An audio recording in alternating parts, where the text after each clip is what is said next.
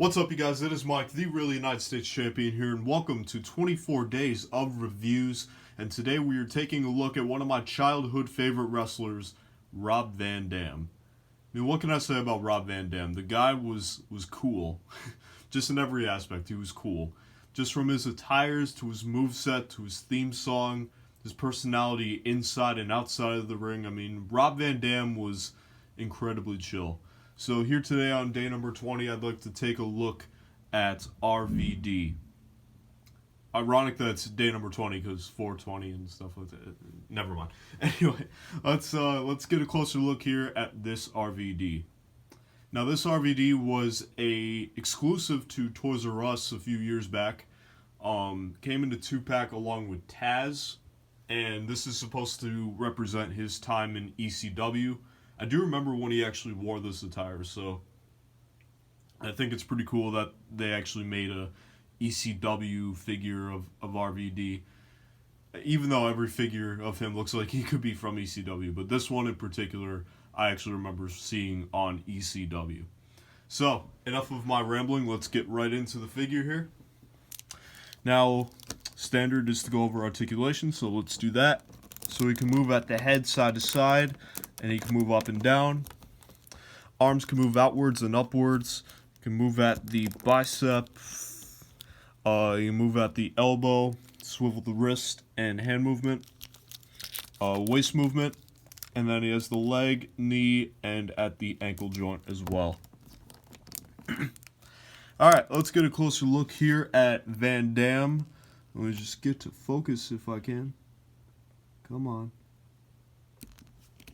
I don't know why it's not focusing. This is annoying.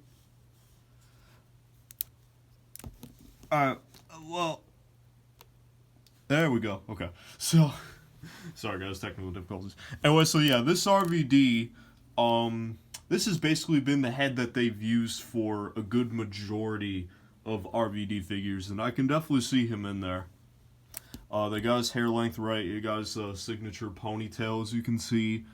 I think the hair color looks right. It was definitely, brown like this.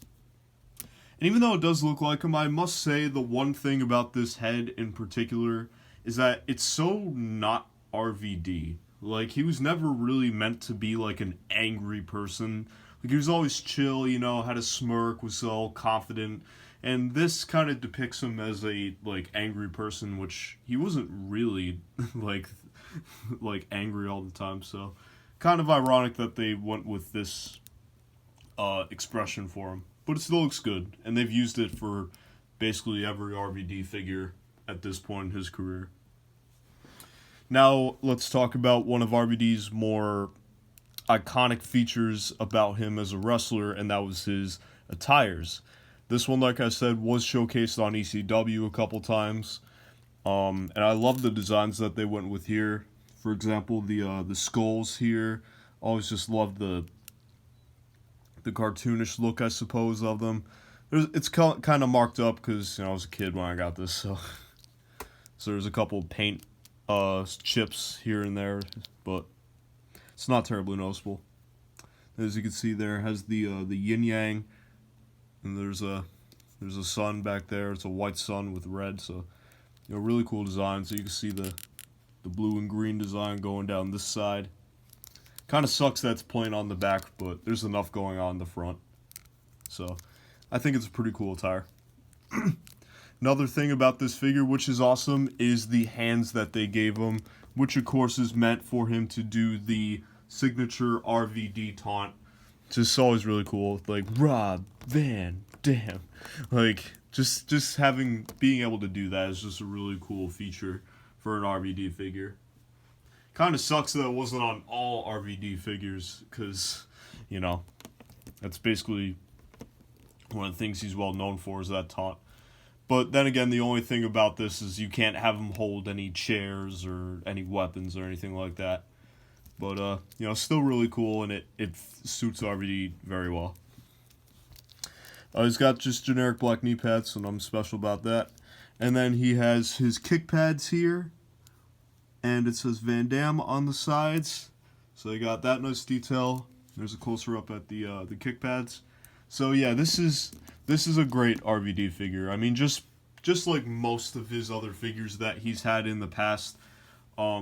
Definitely not a figure you want to pass up on. I mean, I wouldn't pass up on any RVD figure just because he has so many different attires, and it's like, oh man, I need to get all of these, or like, oh, which one do I get if you just want to get one?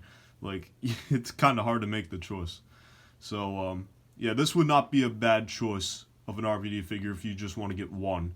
Or if you want to get all of them, don't pass on this one, is basically what I'm saying. Alright guys, that just about wraps up this review. Thank you all for watching, and I will see you guys on the next one.